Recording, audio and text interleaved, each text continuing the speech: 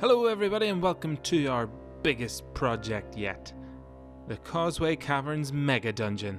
That's right, mega. It's absolutely massive, filling a 6x4 board, but more than that, it's got multiple levels. If you've seen our past two videos, you'll know that Q has been hard at work building dungeon chambers. He's got a mega plan to build a mega dungeon. He's going to suspend chambers over pillars, then decorate those with stalagmites and stalactites. The mega dungeon build is so big, we've had to split it into two videos. Today, we'll build the pillars and decorations, and next week we'll be finishing the dungeon and building it in our workshop, so give us a sub and keep an eye on the channel. Caverns, Part 1. Before we get stuck into the pillars, Q's cutting out the hardboard bases for the dungeon. These will make the platform you'll stack the dungeon elements on later. Outline each chamber and cut them out, then place them to the side. We'll need to fill our dungeon with loads of dynamic little terrain bits. For this dungeon, we're going to have stalagmites and stalactites. We'll begin with the stalactites. These jagged formations form over thousands of years as minerals drip from the cavern ceiling, creating super distinctive spikes. We'll be hanging loads of stalactites from the underside of the dungeon chambers, so build 3 per chamber.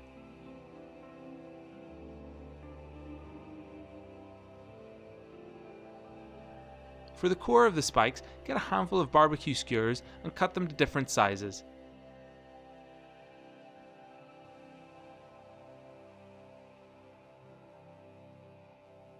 Once you've the core of your stalactites cut, begin gluing them into place. Whilst the glue is cooling, you'll have to keep an eye on the spikes and keep them in position.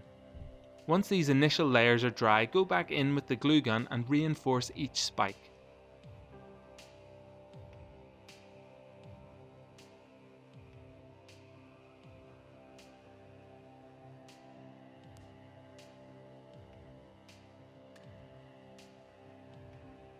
Shore up the smaller ones with hot glue. And in the longer ones, you want to use tinfoil to bulk them out, thicker at the bottom and the thin to the top.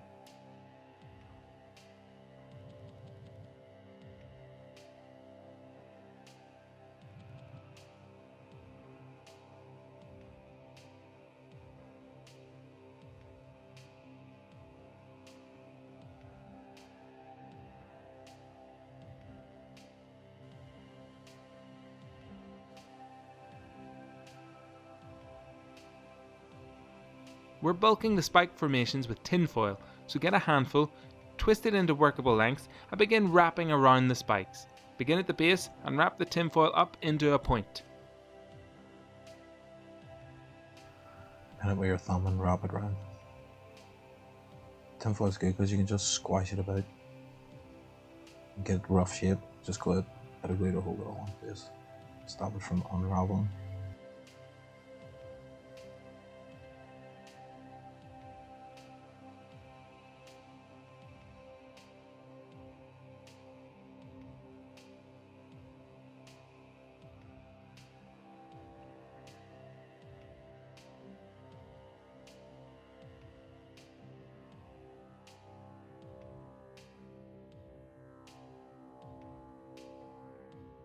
The next step is to lock the whole formation in with polyfiller. Water in it, thin it out, it spreads better on it, but not too thin. The right consistency. Get as much on as you can at the start and then shape it at the end. To achieve a rocky texture, apply the filler vertically, dragging your tool upwards towards the point. Always working like down to a point, because that's the directions you want to go for. Water dripping off the ceiling.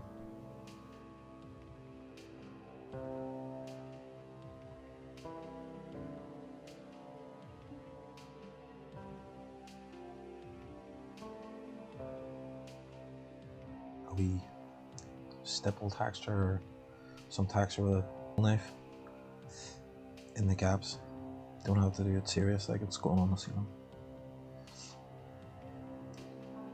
And you want to roll a piece of card around a stick to get like a cone shape.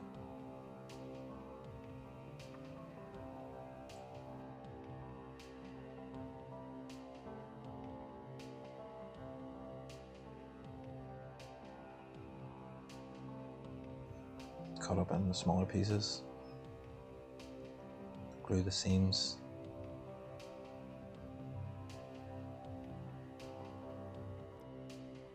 Stalagmites form from a similar process as their ceiling-bound cousins, but this time it's from mineral droplets falling on the cavern's floor. Stalagmites are thicker and have a beveled top, almost like a splash frozen in time. Cut them up. You want to cut them up into smaller pieces and then stack them, like gradually getting smaller. Don't always have to be small and be straight, but To build the stalagmites, cut long conical rectangles, kind of like long rectangles with a taper, along two edges. you do them slightly offset, like not where they're leaning over too much. And invert the cones so they sit inside of each other. Glue the inverted cone elements to each other. To begin creating the rocky splash effect, collar the rim of each layer with a thick line of glue, and let it spill down the sides. The glue gun should be roasting, so it runs better and you get a rounded off lip on it with some drips going down. It also makes it hard.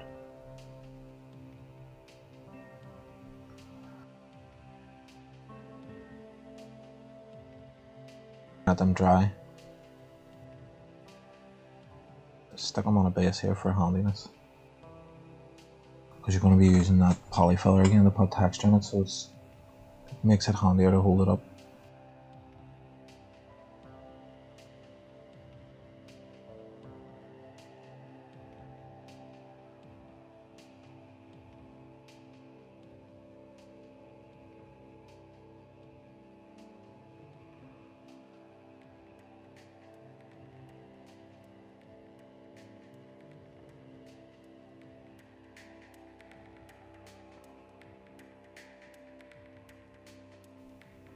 Once you've got them all based, get some more polyfiller out of water,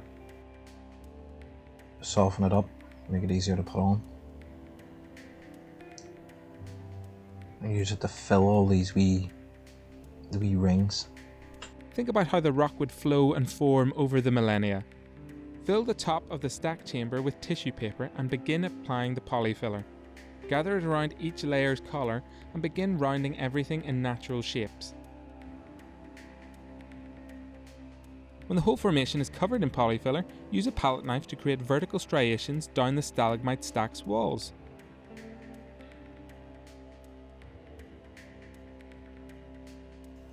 Bung the tops in and do like it beveled out in the middle.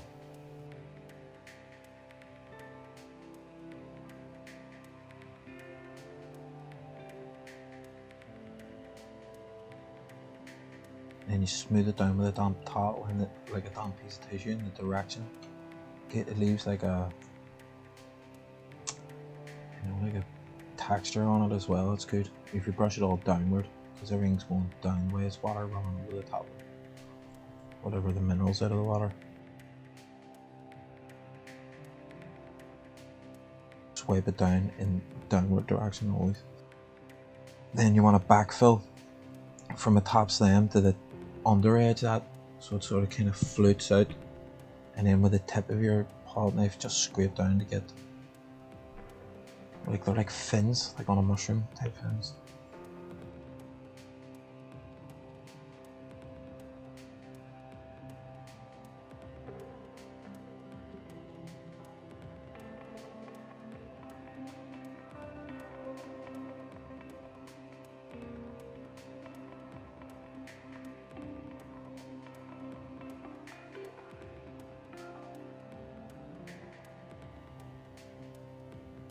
You got that done.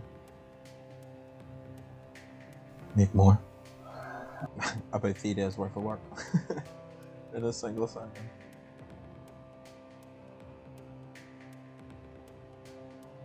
Same again, barbecue skewers and glue sticks. Want to make thinner stalagmites, ones that haven't like properly formed into them big ones.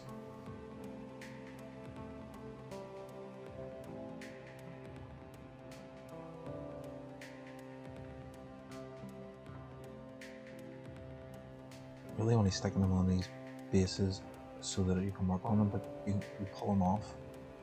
If you want to mix them up with a big and small, and you don't have like a variety of different sizes, you need your heat gun, your glue gun to be absolutely boiling. Just leave it on, just let it sit there for a bit, and then it should just pile over the top and run down, get you a natural like effect, I suppose. That one fell over, now I stuck my finger.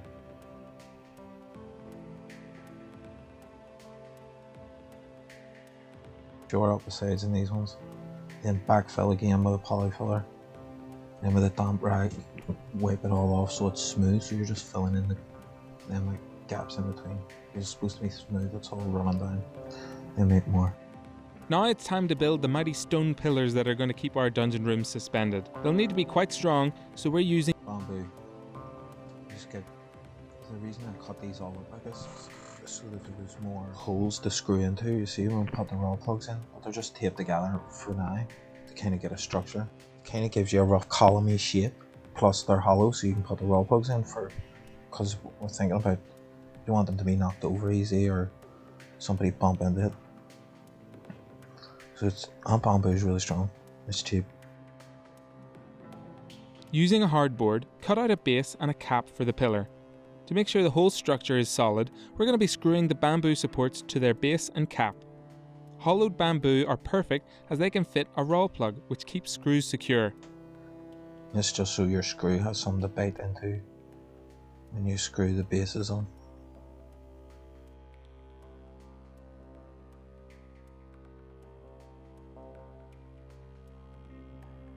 Stencil an outline of the bamboo shaft and mark the area you'll screw the elements together. These structures will have to be solid. They'll be holding dungeon rooms, so make sure all your connections are properly fitted.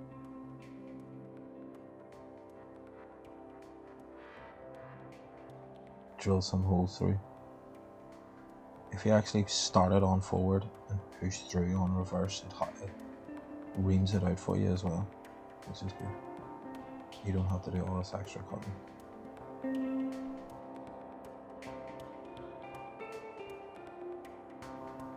Put a couple of screws just through enough so you can kind of line it up. So if you screw one in and it's slightly off, it'll just pull it off. Part is. I mean, it's still a bit wobbly, but it's getting there. Cut rough triangular shapes out of scrap hardboard and run these fins against the bamboo shaft. These are your main supports, and sketch the general outline of the pillar's bulked out structure. Again, glue these firmly into place. So you fill in the gaps in between these bamboos to bind them together more, so they don't come apart. Then glue these fins on. When you're gluing these on, you're trying to make it straighter and more level at the same as much as you can. It's like, and it's hard to get it perfect. Then shore it up. Give it a wee test. Good enough. It's key at this point to properly bind every element of the build, giving it a few stress tests, but be careful of course. Repeat the process for the cap and the base. Bulk the whole structure out with tin foil and bind the foil in place with sellotape. Pack it down the pillar's length and fill out until you've reached the other end.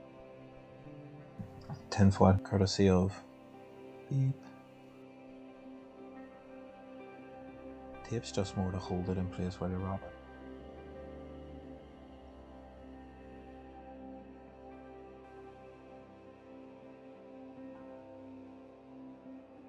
And when you're wrapping the actual column, you go thick to thin, but you don't want the thin's in the not quite in the middle, but just down a bit or up a bit, off-centered.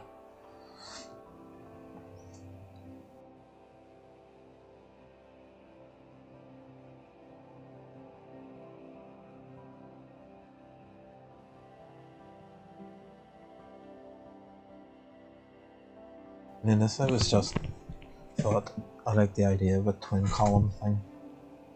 And that's just two coffee stirrers wedged into the bottom of it, split just to grab on that edge while I put a screw in the top. It's not really a stability thing, so it doesn't need to be like over fixed.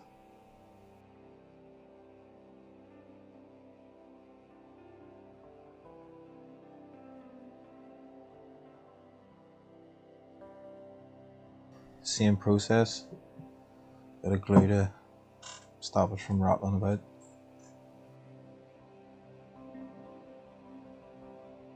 The glue gun being an AK-47, it's the all-rounder. Mod it, we'll put a rest, like a stock and rest on the glue gun. It'll be totally inappropriate to use, but it will not be. Same again with the tinfoil thicker. Try and get some nice shapes in it. Bit of glue to hold it. Looks like an old mobile.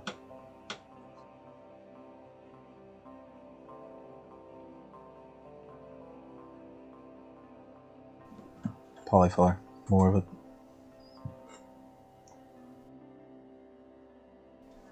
And you're just really at the beginning trying to get as much on as you can. And then you can worry about putting texture into it after.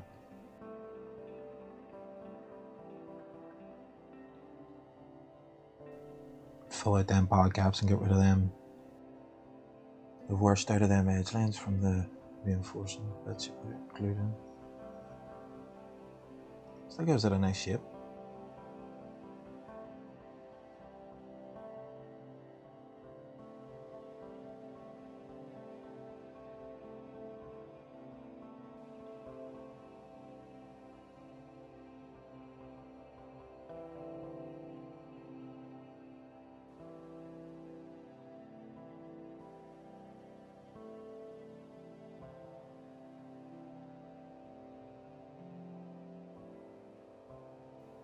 Don't worry too much about the edges because we're going to blend them in at the end. So just get it up as far as you can to the edge. And then like as many lines and textures in it as you can for your dry brush.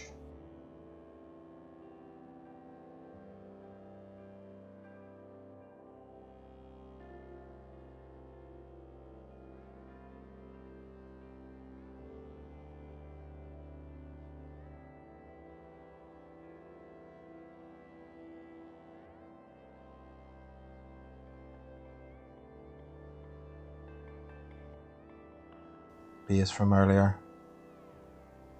the room from the video before. Thanks for tuning in, everybody. This was part 1 in a 2-part Megadungeon build. Next, we'll be locking in all the elements, releasing the Fomorians, and building our dungeon. To be continued. You just have to wait and see.